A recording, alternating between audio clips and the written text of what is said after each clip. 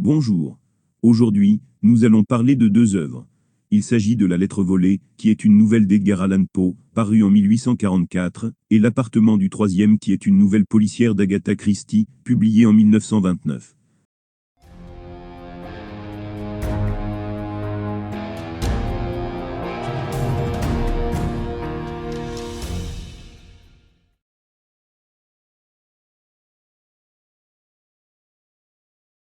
Pat ne retrouve plus la clé de son appartement dans son sac. Elle est accompagnée de ses amis Jimmy, Donovan et Mildred. Ils ne peuvent pas entrer par la fenêtre, car l'appartement se situe au 4e étage. Ils vont passer par l'élévateur à charbon. Jimmy emprunte ce chemin avec Donovan. Ils tirent la corde et parviennent à l'appartement de Pat. Il fait noir. Donovan marche dans la pièce, mais il se cogne au meuble. Il dit que l'interrupteur ne fonctionne pas. Après que Donovan ait réussi à allumer un autre interrupteur, les deux jeunes hommes se rendent compte qu'ils ne sont pas dans l'appartement de Pat. D'après le nom écrit sur des lettres, ils sont dans l'appartement de Madame Ernestine Grant. Ils éteignent la lumière, reprennent l'élévateur et arrivent au bon étage. Ils font entrer les deux femmes et les mettent au courant de ce qu'il s'est passé. Donovan a du sang sur la main alors qu'il ne s'est pas blessé. Jimmy pense que ce sang provient de l'appartement d'en dessous. Il décide de retourner dans l'appartement du troisième. Il trouve le corps d'une femme en partie cachée par des tentures. Jimmy reste pour surveiller l'appartement et Donovan monte pour appeler la police. Il rencontre Pat sur le palier et lui dit sa récente découverte. Il est évident que Donovan en pince pour Pat, mais il n'est pas sûr que Pat l'aime. Poirot vient à leur rencontre. Tandis que Donovan appelle la police, Pat et Poirot descendent à l'appartement. L'interrupteur qui ne fonctionnait pas fonctionne maintenant. La bonne ronfle dans sa chambre. Donovan descend et vient avec Mildred. Le jeune homme ne comprend pas pourquoi sa main était tachée de sang alors qu'il ne s'était pas approché de la morte. Poirot dit que le meurtre a lieu vers la table et que le corps a ensuite été déplacé. La police arrive. Poirot monte avec les 4 jeunes gens à l'appartement de Pat, tandis que la police travaille dans l'appartement de la morte. Après que Poirot et les 4 amis aient mangé une omelette, les jeunes gens sont interrogés par l'inspecteur. Ce dernier dit qu'Ernestine Grant a été tuée d'un tir de revolver par une personne qui devait se trouver devant elle. Elle est tombée en avant, ce qui explique pourquoi la table avait du sang. La bonne n'a pas entendu le coup, le revolver avait un silencieux. C'était le soir de sortie de la bonne. Quand elle est entrée dans l'appartement, elle n'a rien vu. Ernestine Grant avait sur elle un mot dans lequel un prénommé JF lui avait donné rendez-vous à 7h30. Il n'y a aucune empreinte sur l'arme à feu, car les traces ont été effacées avec un mouchoir de soie laissé sur place par l'assassin. Sur le mouchoir est écrit le nom de John Fraser. Poirot demande à examiner l'appartement du dessous. Hercule Poirot n'est pas satisfait, il veut mener l'enquête. Il se rend dans l'appartement, avec les 2 jeunes hommes. Il fouille la poubelle de la cuisine, et il y trouve un flacon d'un produit faisant endormir. Ne faisant pas attention, Donovan le respire et perd connaissance un moment. Après que Donovan ait repris connaissance, Poirot le raccompagne sur le palier. Poirot reste seul avec Jimmy. Il dit avoir compris l'affaire. Il a compris que John Fraser n'existe pas, que la lettre a été placée dans la poche de la femme par son meurtrier, et que le nom brodé sur le mouchoir ne compte pas. Il révèle que Donovan a fait exprès de faire croire que l'interrupteur ne fonctionnait pas. C'est Donovan qui a volé la clé dans le sac de Pat. Son but était d'entrer dans l'appartement d'Ernestine Grant. L'assassin a caché le corps derrière les tentures, afin que la bonne ne puisse pas voir le corps, et dépose les lettres. L'assassin avait besoin d'une lettre en particulier. Durant le moment d'inconscience de Donovan, Poirot lui a volé la clé et la lettre. Le courrier confirmait la légalité du mariage entre Donovan et Ernestine Grant. Donovan a assassiné sa femme, avant qu'elle ait eu le temps de parler à Pat. Il a ensuite passé la soirée avec ses amis. Jimmy aura pour tâche de consoler Pat de la perte de Donovan.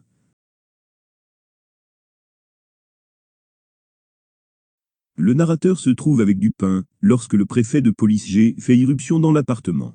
G demande l'opinion de Dupin sur une affaire. Avant même d'entendre l'histoire, Dupin devine que le préfet de police ne parvient pas à résoudre son affaire, car elle est trop simple. Le préfet de police raconte son histoire. Un document a disparu dans les appartements royaux. On connaît le coupable, et on sait que celui-ci possède toujours ce document. La personne volée était en train de lire le document quand une personne est venue dans le boudoir. La personne volée n'a pu cacher le document et l'a posé sur la table de manière retournée. Une 3e personne nommée le ministre D est venue lui aussi dans le boudoir. Celui-ci s'y a déposé sur la table une lettre quelconque et est reparti avec le document confidentiel. La personne volée a chargé le préfet de police de retirer le document à son actuel détenteur. Le préfet a fouillé l'hôtel du ministre à son insu. Cela a été facile, puisque le ministre D est souvent absent de chez lui la nuit, et qu'il y a peu de domestiques. Le préfet précise que la récompense promise contre la restitution de la lettre est énorme. On exclut le fait que le document puisse se trouver ailleurs que dans l'hôtel du ministre. Le préfet de police a fait fouiller le corps du ministre par 2 voleurs, mais le document n'a jamais été trouvé sur lui. Je pense que le ministre n'est pas très éloigné de la folie, parce qu'il est un poète. Le préfet et son équipe ont minutieusement fouillé tout l'hôtel, mais ils n'ont pas retrouvé la lettre. Dupin lui recommande de faire une perquisition complète, mais le préfet n'en voit pas l'utilité. Le préfet de police décrit la lettre aux 2 hommes, puis part. Il revient 1 mois après. Il a refait une perquisition, mais ça n'a rien donné. Le préfet dit que la récompense a doublé, et qu'il est prêt à donner une récompense de 50 000 francs à la personne celui qui lui trouvera cette lettre. Dupin lui raconte l'histoire dans laquelle un homme avare a essayé de soutirer une consultation au médecin nommé Abernethy, en présentant ses symptômes comme étant ceux d'un individu imaginaire. Le préfet dit qu'il donnera réellement les 50 000 francs à celui qui va le tirer d'affaire. Dupin lui fait remplir et signer un bon de 50 000 francs. Une fois fait, Dupin lui donne la lettre qu'il avait placée dans un pupitre. Le préfet part immédiatement de l'appartement. Dupin explique au narrateur que le préfet a effectué la fouille dans les règles de l'art. Cependant, la méthode était inadaptée au cas du ministre. Certains écoliers auraient pu résoudre cette affaire. Dupin parle du cas d'un enfant qui gagnait souvent au jeu de pair ou impair qui consistait à deviner si le nombre de billes tenues dans les mains de l'adversaire était pair ou impair. L'enfant savait ce qu'avait fait l'autre joueur en devinant si l'adversaire était un nigaud ou s'il avait l'esprit plus développé. Contrairement à l'écolier, le préfet et son équipe ont mal calculé l'intelligence du ministre. Ils ont appliqué des méthodes qui fonctionnent avec la foule, mais pas avec un être qui diffère de la normalité. En fouillant de fond en comble l'hôtel, ils n'ont fait qu'appliquer les vieilles routines, et n'ont pas changé leurs principes. Le préfet n'a pensé qu'aux cachettes, dont se servirait un être ordinaire. Il a fait une erreur en disant que tous les poètes sont fous. Dupin dit que le ministre est à la fois poète et mathématicien, mais que s'il avait seulement utilisé son côté mathématicien, il se serait fait pincer par le préfet. Dupin discourt sur le fait que beaucoup prennent les mathématiques comme une vérité générale, ce qui n'est pas la vérité. Le ministre avait prévu que la police allait perquisitionner chez lui et faciliter la fouille en s'absentant la nuit de chez lui. Il s'attendait à des recherches poussées, c'est pourquoi il a trouvé une cachette toute simple.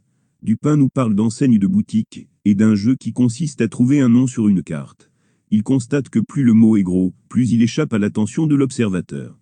Dupin a deviné que le ministre a mis le document sous le nez de tout le monde, et qu'il n'a même pas tenté de le cacher. Dupin s'est présenté à l'hôtel de D, muni de lunettes vertes. Il a précisé au ministre qu'il voyait mal. Grâce aux lunettes, Dupin a pu inspecter l'appartement plus aisément tout en discutant avec le ministre. Dans un porte-carte, il a vu une lettre salie, chiffonnée et presque déchirée en 2.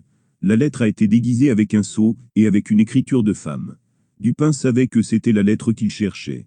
Dupin est retourné le lendemain chez le ministre, soi-disant pour chercher sa tabatière. Un coup de feu s'est fait entendre à l'extérieur, ce qui a attiré l'attention du ministre. Dupin en a profité pour prendre la lettre et l'échanger contre une autre lettre qu'il avait contrefaite. Dupin explique au narrateur n'avoir pas pris la lettre la première fois, car il pense qu'on ne l'aurait pas laissé repartir vivant de l'hôtel. Dupin dit avoir agi par conviction politique. Il se demande quelles seront les pensées de D lorsqu'il devra ouvrir la lettre contrefaite. Dupin écrit dans la fausse lettre les lignes suivantes. Un dessein si funeste, si n'est digne d'attrait, et digne de Thieste. Vous trouverez cela dans l'attrait de Crébillon. Unité de lieu. Avec Pau, tout se passe dans l'appartement de Dupin. Les fouilles faites par le préfet de police et les 2 visites de Dupin chez le ministre ne sont que racontées. Avec Christie, tout se passe dans le même immeuble. Le meurtre a eu lieu au 3e étage, l'appartement de Pat se situe au 4e. L'appartement de Poirot, qui n'est que mentionné, se trouve au 5e étage. Les héros parviennent à résoudre l'affaire. Poirot parvient à la résoudre dans la soirée. Dupin la résout rapidement. Avant même que le préfet de police lui raconte son histoire, il sait que la solution est dans la simplicité. Nous savons qu'il se passe un mois entre les 2 visites du préfet chez Dupin. Nous ne savons pas quand Dupin s'est rendu dans l'appartement du ministre. Nous savons seulement que Dupin s'est rendu chez le ministre pour la seconde fois, le lendemain de sa première visite. Alors que le ministre avait caché la lettre dans le porte-carte, Dupin la cache dans un pupitre. L'un comme l'autre ne prennent pas de précautions importantes pour cacher la lettre. Pour résoudre le vol, Dupin vole. Pour résoudre un meurtre, Poirot n'en commet pas un. L'inefficacité de la police est démontrée. Dans la nouvelle de Pau, l'écrivain insiste sur toutes les fouilles faites par le préfet de police et son équipe. La description de leur méthode prend plusieurs pages. Cette longue description est inutile pour l'enquête. Cependant, elle permet au préfet de démontrer qu'il a effectué son travail, jusqu'au paroxysme, et elle permet au lecteur de penser que le préfet de police a bien fait son travail, et de penser à d'autres cachettes. La police a élaboré des plans compliqués, alors que la solution se trouvait sous ses yeux. Elle ne pense donc pas à des solutions simples, mais applique ses méthodes, quel que soit le contexte. Avec Christie, nous avons encore une critique de la police. Celle-ci n'a pas résolu le meurtre. De plus, elle croit naïvement que les éléments laissés sur place ont été oubliés par l'assassin, car ils ont trouvé un mot signé JF et un mouchoir sur lequel se trouve le nom de John Fraser. Elle pense que l'assassin est John Fraser. La police se trompe parce qu'elle prend pour vraie la solution la plus simple. Dans l'autre nouvelle, c'était le contraire. La police n'admettait pas la simplicité et recherchait une cachette sophistiquée. L'assassin construit des fausses pistes. Dans la lettre volée, le ministre D a fait exprès de faciliter les perquisitions chez lui. Il s'est absenté de chez lui durant plusieurs nuits, et il a sans doute briefé ses domestiques, afin qu'ils ne découvrent pas des intrus dans l'hôtel. Pour que la police ne découvre pas la lettre, il l'a placée dans un endroit tellement évident que personne, à part Dupin, n'a pensé à aller la chercher à cette place. De plus, il a froissé et sali la lettre de manière à faire penser qu'il s'agit d'un courrier sans importance. Cependant, en faisant cela, il a attiré l'attention de Dupin. En effet, comment un homme si méthodique peut-il traiter son courrier avec aussi peu de soin? Dans l'appartement du troisième, Donovan fait exprès de se tromper d'étage en empruntant le monte-charge. Il a délibérément placé sa main sur la nappe gorgée de sang, et il a intentionnellement dit que la lumière ne fonctionnait pas. Donovan fait exprès de laisser de faux indices, en laissant sur place une lettre et le mouchoir. Comme l'a fait le ministre D, Donovan utilise la simplicité, afin de tromper la police. Seulement cette fois-ci, la simplicité sert à couvrir la vérité, et n'est pas la vérité. Les héros utilisent l'étourderie de l'autre. Dans la lettre volée, Dupin a payé un homme, afin que celui-ci tire un coup de feu dans la rue. Ce bruit et l'agitation du dehors a attiré l'attention du ministre, qui n'a plus fait attention, un instant, à ce que faisait son invité. Dupin a pu échanger les lettres sans être aperçu. Dans l'appartement du troisième, Poirot fait semblant d'avoir trouvé un flacon dans la poubelle. Après avoir tenté de le sentir, Donovan a pris le flacon, l'a ouvert, et l'a reniflé, ce qui lui a fait perdre connaissance. Poirot a pu fouiller les poches de Donovan, et il y a trouvé la clé de pâte et une lettre. Sans l'inattention de Donovan, il n'aurait pas pu avoir ces éléments en main. Les positions amènent des privilèges. Le métier de Poirot, et sa réputation dans la police, permet à Hercule Poirot d'obtenir des privilèges. Ainsi, il a le compte-rendu de l'inspecteur et l'inspecteur lui laisse la clé de l'appartement de la femme décédée. Les jeunes gens, eux-mêmes, ont laissé Poirot entrer dans l'appartement dans lequel ils ont découvert un cadavre. Car il est un détective hors pair, le préfet de la police donne certaines informations à Dupin, alors qu'il ne les donnerait pas à une personne lambda. Dupin est au courant de l'affaire qui doit pourtant rester secrète, il est au courant des fouilles de la police, et il connaît plusieurs éléments de l'affaire. Les héros confient leur cheminement d'idées. Dupin décrit son cheminement de pensée au narrateur. Puisque le préfet de police est parti, dès la remise de la lettre, il ne connaîtra pas le processus utilisé par Dupin, afin de résoudre l'enquête. Hercule Poirot confie généralement son cheminement d'idées aux personnes impliquées par l'enquêté, ou alors à Hastings. Cependant, dans cette nouvelle, ce n'est pas le cas. Il confie ses mécanismes de pensée à Jimmy, et lui conseille de consoler Pat de l'avenir noir qui attend Donovan. Les motifs sont différents. Dans la lettre volée, le motif est le chantage.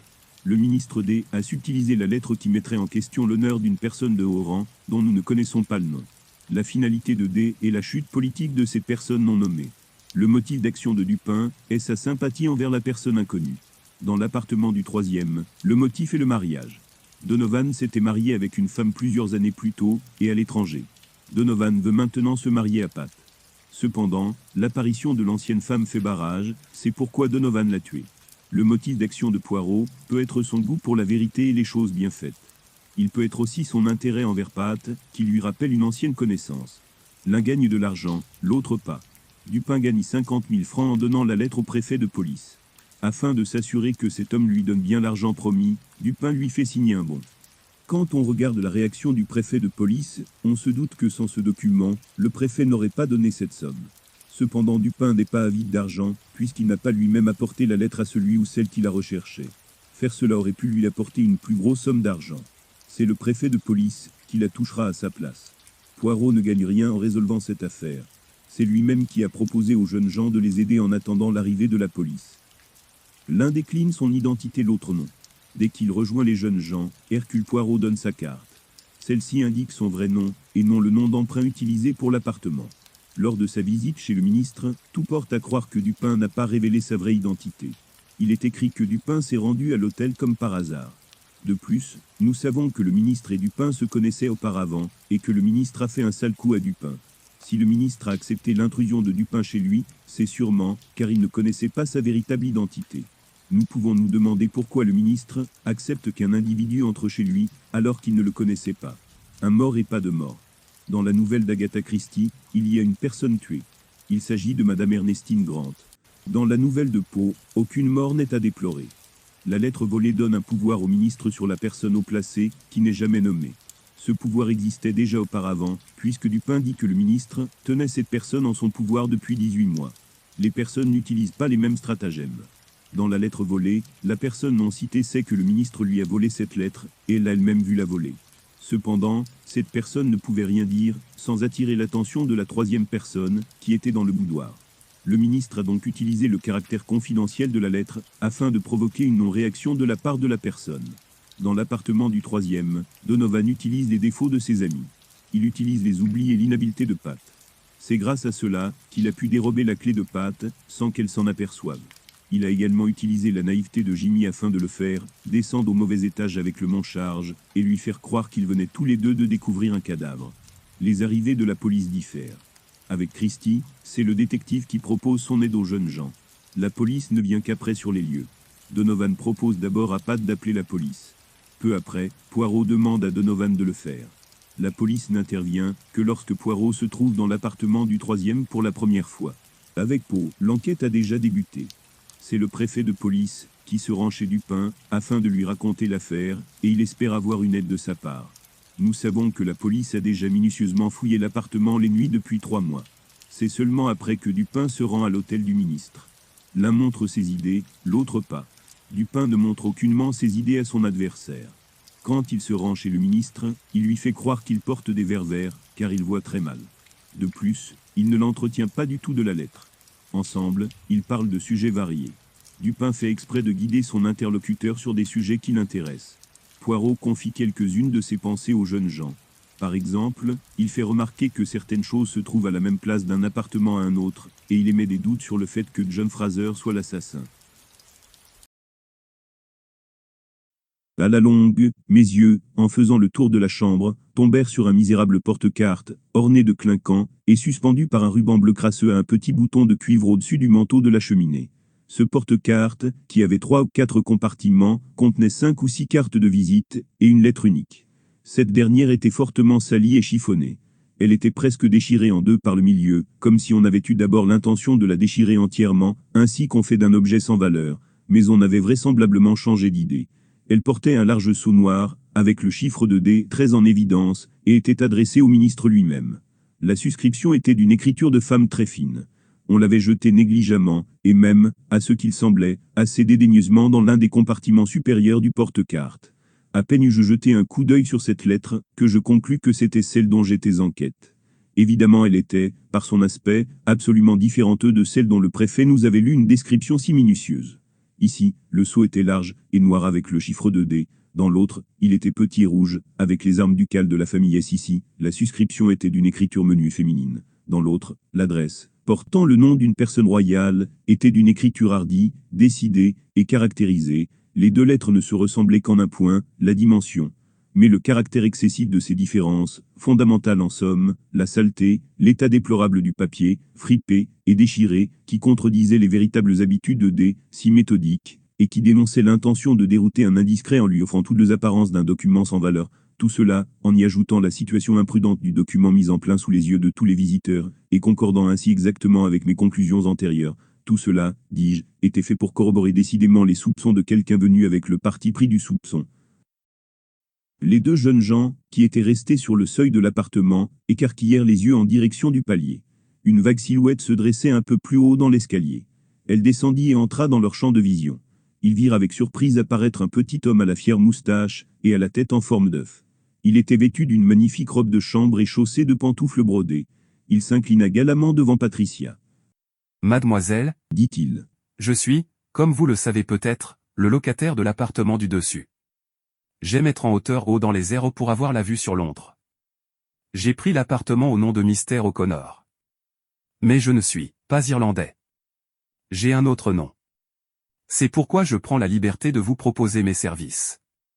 Vous permettez? D'un geste large, il sortit une carte de visite, et la tendit à Pat, qui la lut. Monsieur Hercule Poirot. Oh, s'exclama-t-elle en retenant son souffle. Le célèbre Monsieur Poirot, le grand détective, et vous êtes réellement prêt à nous aider? C'est mon intention, mademoiselle. J'ai même failli vous proposer mes services un peu plus tôt dans la soirée. Pat parut surprise. Je vous ai entendu discuter de la façon dont vous pourriez rentrer dans votre appartement. Je suis très adroit pour crocheter les serrures. J'aurais pu sans aucun doute ouvrir votre porte, mais j'ai hésité à vous le proposer. Vous auriez conçu de graves soupçons à mon encontre.